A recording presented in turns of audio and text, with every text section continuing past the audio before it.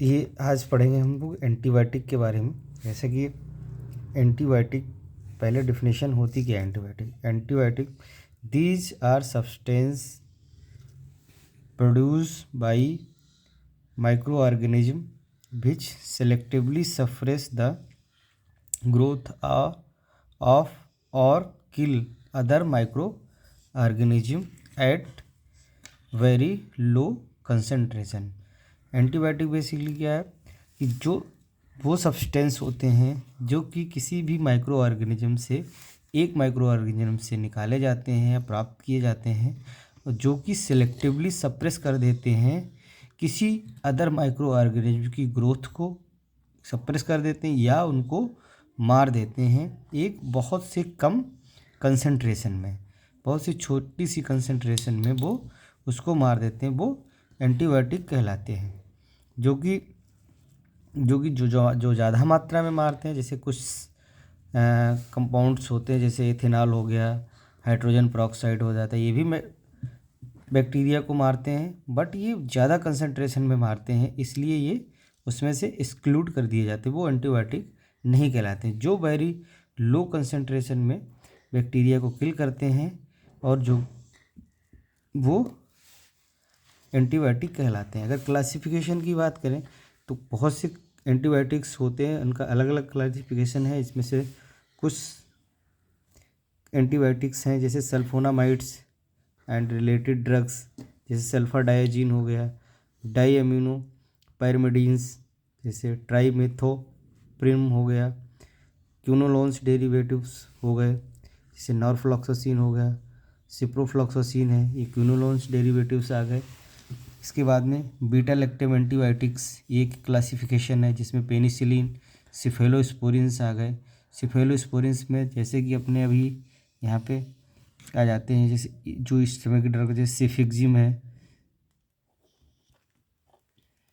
सिफिक्जिम है, सिफोडॉक्सिम है, सिफोटैक्सिम है, ये सिफेलोस्पोरिन डेरिवेटिव्स के ड्रग हैं।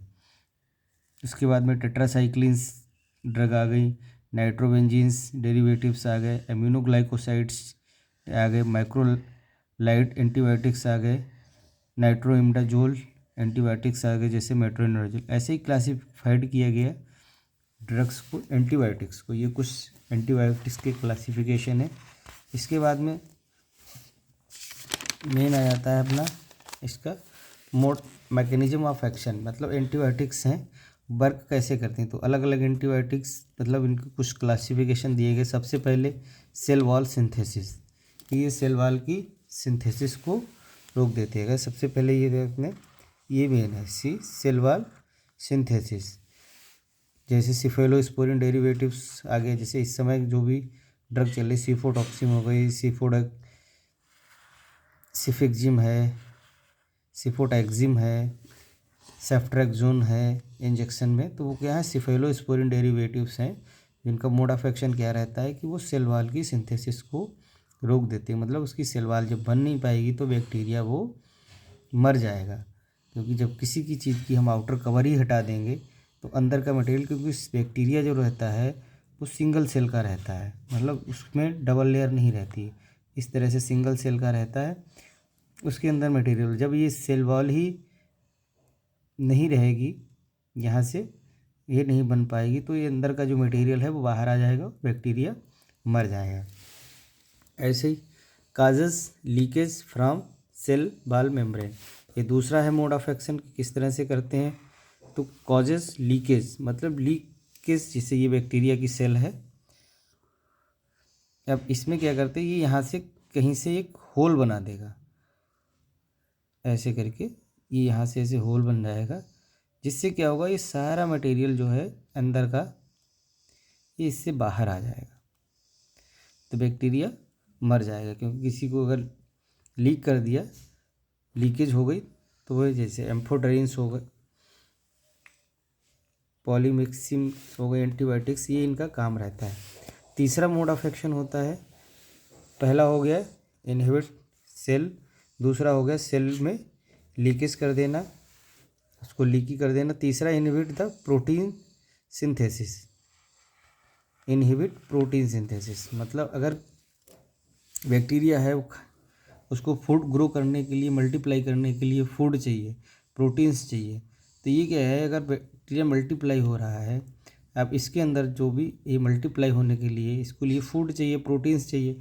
अब क्या ये करते हैं एंटीबायोटिक्स, ये इनहिबिट प्रोटीन सिंथेसिस, मतलब बैक्टीरिया के अंदर जो प्रोटीन की सिंथेसिस होती है जिससे कि बैक्टीरिया मल्टीप्लाई हो, उसको ही ये इनहिबिट कर देते हैं।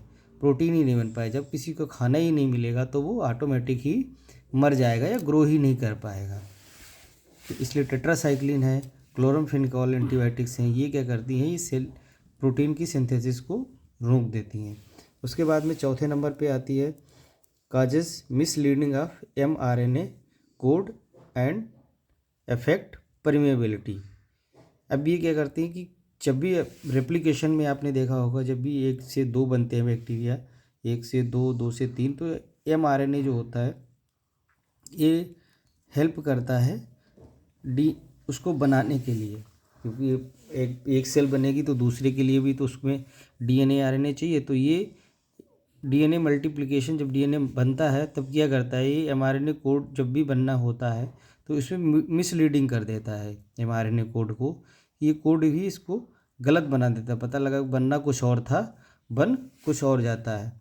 अफेक्ट परमेबिलिटी, मतलब परमेबिलिटी का मतलब हो गया कि ये इसको सेल वाल की परमेबिलिटी को भी इफेक्ट कर देता है। तो ये चौथा हो गया। पांचवें में इनहिबिटेड DNA गायरेज। अब DNA गायरेज एक एंजाइम होता है जो कि बैक्टीरिया की सेल जब रेप्लिकेट होती है, रेप्लिकेट होने के लिए उसको DNA 1 से 2 बनते हैं। तो ऐसे ये DNA का हेलिकल मॉडल इस तरह से होता है, तब यहाँ से ये लगे होते हैं ए, तब ये 1 से जब 2 होंगे, यहाँ से ब्रेक होता है तो DNA गायरेज एंजाइम है वो इसको ब्रेक करता है, जिससे कि ये 1 से 2 बनते हैं, DNA 2 से 3 इस तरह से रेप्लिकेट हो। बट ये DNA गायरेज को ही इनहिबिट कर देते हैं, जिससे कि ये DNA जो पूरा खुल नहीं पाता है और रेप्लिकेट ही नहीं हो पाता है, 1 से 2 DNA नहीं बन पाते। तो ये DNA गायरेज को इनहिबिट कर देता है, जैसे अपने सिप्रोफ्लॉक्सिन हो गए, फ्लोरोक्विनोलोन्स जैसे लाइक ओफ्लॉक्सासिन। छठवां मैकेनिज्म ऑफ एक्शन है कि इंटरफेयर विद DNA फंक्शन। जो भी DNA के फंक्शंस रहते हैं, जो भी काम करते हैं, उनको भी ये इफेक्ट कर देता है, इंटरफेयर कर देता है। सातवां है mode of action interfere with intermediatory metabolites like sulfona. जो भी इंटरमीडिएटरी मेटाबोलाइट्स बनते हैं, जैसे कि अब प्रोटीन की सिंथेसिस हो रही है, बीच खाना पता लगा उनमें कुछ पॉलीपेप्टाइड बॉन्ड वगैरह बन रहे हैं, तो उनमें जो भी मेटाबोलाइट्स उनके बन रहे हैं, उनके बाद में फिर प्रोटीन बननी है, तो उसमें भी ये इंटरफेयर कर देते हैं, जिससे कि वो बैक्टीरिया ग्रो नहीं कर पाता। तो मेनली अब इसमें देखें 6 हो गए मोड ऑफ एक्शन। तो मोड ऑफ एक्शन सबसे पहले अगर बात करें तो inhibit cell wall synthesis, cell wall को लीकी बना देता है, और प्रोटीन सिंथेसिस, ये 3 हो गए। प्रोटीन की सिंथेसिस को रोकना, सेल वॉल को लीकी बनाना, और इनहिबिट सेल वॉल सिंथेसिस। उसके बाद में DNA गायरेज को इनहिबिट कर देना, मिसलीडिंग कर देता है mRNA को, और उसकी effect permeability, interfere DNA function and interfere with metabolites. तो ये मेन 6 मैकेनिज्म ऑफ एक्शन होते हैं जिससे कि एंटीबायोटिक वर्क करती है।